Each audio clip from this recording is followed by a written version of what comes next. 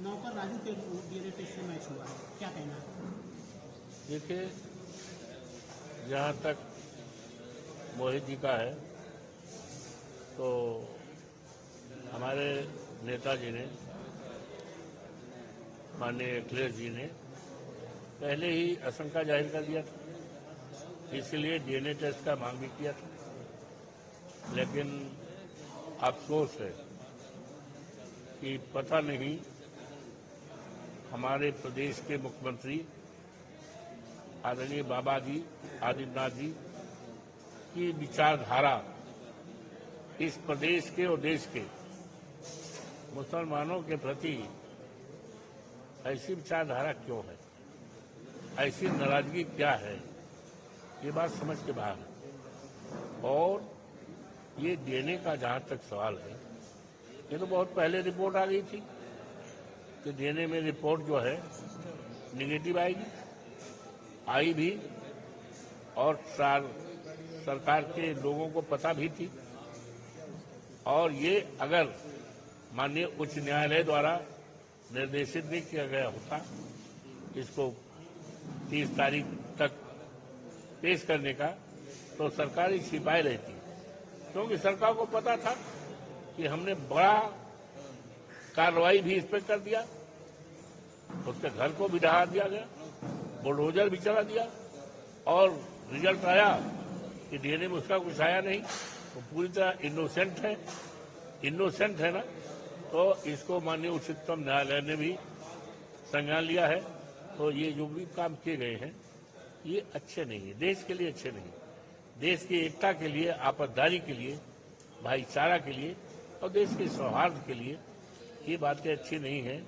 और इस बातों का जब 27 में चुनाव होगा तो एक एक का हिसाब इस प्रदेश की जनता भारतीय जनता पार्टी की सरकार से लेगी। एक बड़ा निर्णय आ गया बुलडोजर को लेकर के। सुप्रीम कोर्ट का कहना है अनधिकृत निर्माण गिराने के लिए जो दिशा निर्देश बनाएगा वह पूरे भारत में और सभी धर्मों के लिए लागू होंगे।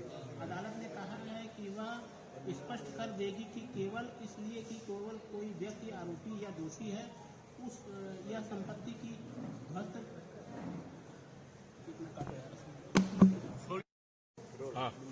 सुप्रीम कोर्ट ने मंगलवार को कहा अनधिकृत निर्माण को गिराने के लिए वह जो दिशा निर्देश बनाएगा पूरे भारत में और सभी धर्मों के लिए लागू होंगे।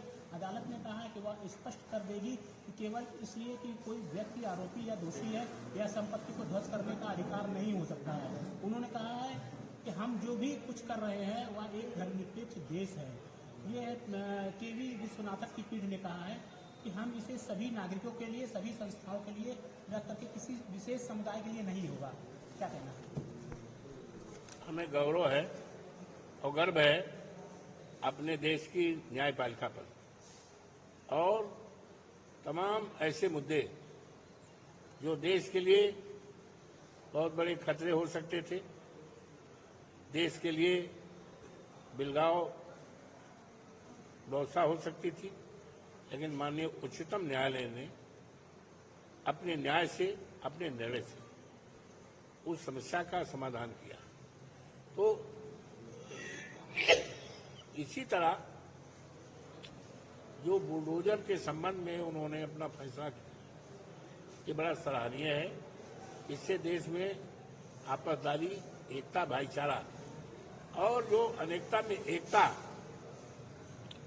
का सौहार्द देश में बना है उसको कायम करने में हमारे देश की न्यायपालिका सक्षम है।